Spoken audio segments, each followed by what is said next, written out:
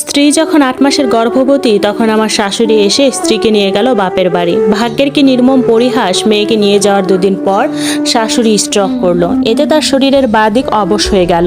যে মেয়েকে নিয়ে গিয়েছিল দেখাশোনা করার জন্য সেই মেয়ে এখন উল্টো মাকে দেখাশোনা করতে লাগলো। অসুস্থ শাশুড়িকে দেখতে গিয়ে স্ত্রীকে বললাম সন্তান জন্মের পরই বাড়িতে চলে এসো। স্ত্রী বলল বাবা সারাদিন চাকরিতে ব্যস্ত থাকেন, ছোট ভাইও ভার্সিটি টিউশনি নিয়ে দিনভর বাইরে থাকে, গোটা দিন মাকে দেখার কেউ নেই। এই অবস্থায় অসুস্থ মাকে রেখে কি করে যাই? কি বলতে চাও তুমি? মা নিজে নিজে উঠতে বসতে পারলে এবং কিছুটা হাঁটতে পারলে আমি চলে যাব, সেই পর্যন্ত আমাকে থাকতে দাও। বিরক্ত হয়ে বললাম তোমার মায়ের ওই অবস্থায় আসতে 6 মাস লাগবে, ততদিন থাকবে এখানে? 6 মাস লাগবে না, ডাক্তার বলেছেন 2 মাসের মধ্যে হয়ে যাবে। অসন্তুষ্ট হয়ে শ্বশুর বাড়ি থেকে চলে এলাম। যথাসময়ে আমার একটা ছেলে সন্তান হলো। স্ত্রী ওই সদ্যজাত ছেলেকে নিয়ে মায়ের সেবা করে যেতে লাগলো। এই সময় আমার মা অসুস্থ হয়ে পড়লো। এবার তো স্ত্রীকে আনতেই হবে। স্ত্রীকে যেদিন আনতে গেলাম সেদিন অসুস্থ শাশুড়ি বাচ্চাদের মতো কাঁদলো। শাশুড়ি মেয়ের হাত ধরে বারবার বলছিল তুই চলে গেলে আমি মরে যাব, একদম মরে যাব। উত্তরে মেয়ে বলল মা গো, মেয়েদের জীবন এত কঠিন কেন? নিজের অসুস্থ মাকে ফেলে কেন চলে যেতে হয়? মেয়ে চলে যাক, এটা ওদের বাড়ির কেউ চাইছিল না, কিন্তু আমি নিরুপায়। স্ত্রী যেমন তার মায়ের কথা ভাবছিল, আমিও তেমনি আমার মায়ের কথা ভাবছিলাম। স্ত্রীকে নিয়ে আসার পর শাশুড়ির শরীরের অবস্থার অবনতি হলো। আমার মা কিছুটা সুস্থ হয়ে উঠলে স্ত্রী একদিন আমাকে বলল আমাকে এবার মায়ের কাছে যেতে দাও, তুমি তো জানোই মায়ের শরীর খুব খারাপ হয়ে গেছে। স্ত্রী চলে গেলে মায়ের সেবা যত্নের ঘাটতি হবে, এতে মার অসুস্থতা বেড়ে যেতে পারে। তাই বললাম অবশ্যই না, আমার মা পুরোপুরি সুস্থ না হওয়া পর্যন্ত তুমি যেতে পারবে না। সে স্তব্ধ হয়ে আমার দিকে চেয়ে রইল। এর কিছুদিন পর আমার শাশুড়ি মারা গেল। সেদিন স্ত্রী আমার দিকে এমনভাবে তাকালো যার অর্থ হলো তোমার জন্য আমার মা মারা গেল। জানি মায়ের মৃত্যুর জন্য সে আজীবন আমাকে দায়ী করবে, কিন্তু সে কখনোই আমার অবস্থার কথা ভাববে না।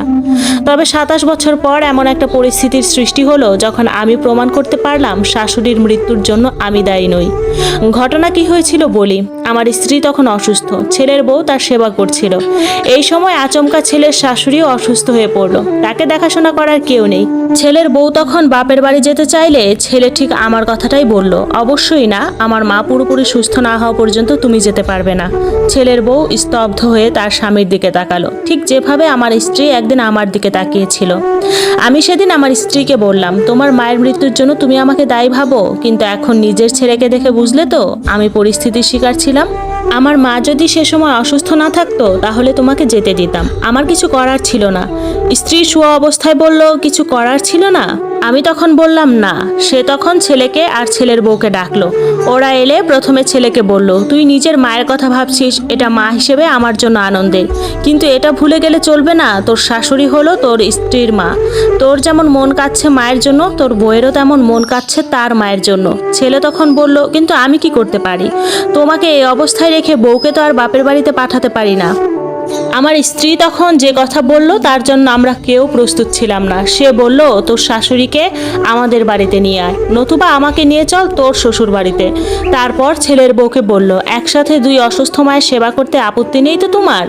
ছেলের বউ অপ্রত্যাশিত এই কথা শুনে আমার স্ত্রীর হাত ধরে কেঁদে দিল এবং বলল কোনো আপত্তি নেই মা। ছেলে কিছুক্ষণ চুপ থেকে বলল শাশুড়িকে এখানে নিয়ে আসার ব্যবস্থা করছি।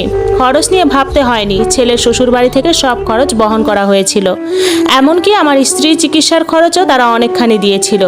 মেয়ের সান্নিধ্যে থেকে ছেলের শাশুড়ি দ্রুত সুস্থ হয়ে উঠল এবং যেদিন সুস্থ হয়ে বাড়ি ফিরে গেল সেদিন থেকে অপরাধ বোধের কারণে স্ত্রীর চোখের দিকে আর তাকাতে পারিনি, কেননা অবশেষে শাশুড়ির মৃত্যুর জন্য দায়ী হয়ে গেলাম।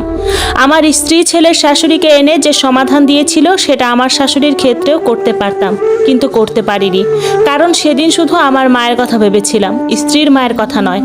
আর তাছাড়া আমার স্ত্রী যদি সেদিন এই সমাধানের কথা বলতো তবে ঝামেলা হবে ভেবে রাজি হতাম না। আসলে অন্যের জন্য ভাবতে গেলে বড় মন লাগে, যা আমার স্ত্রীর আছে আমার নেই। এই শেষ বেলায় চাওয়া এখন একটাই, ছেলে তার মায়ের মতো হোক, বাবার মতো নয়।